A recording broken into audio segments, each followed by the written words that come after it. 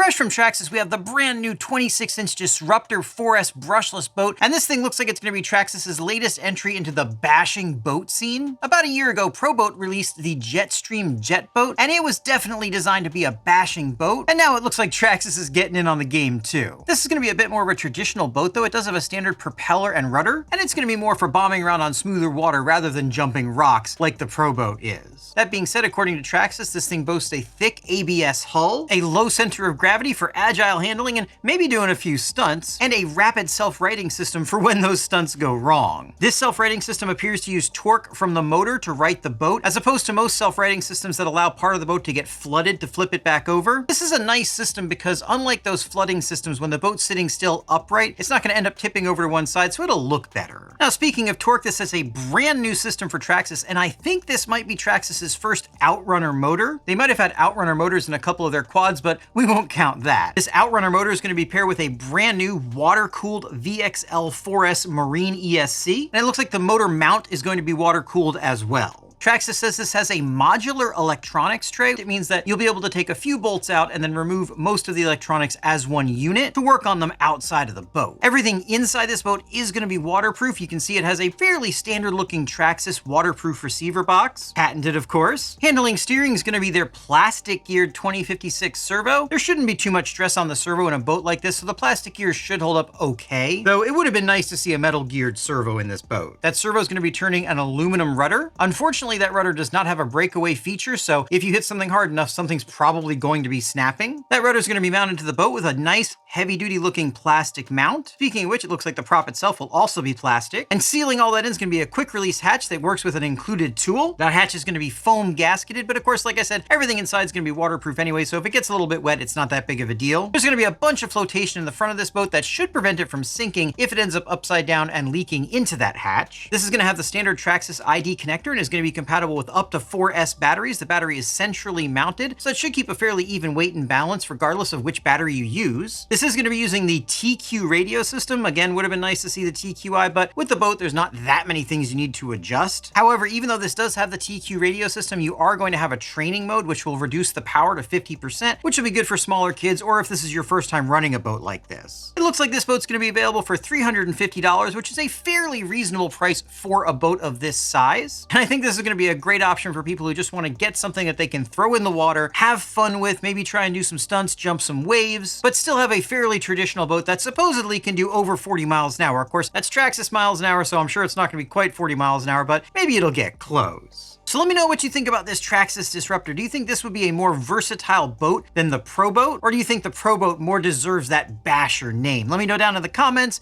then get subscribed and watch one of these.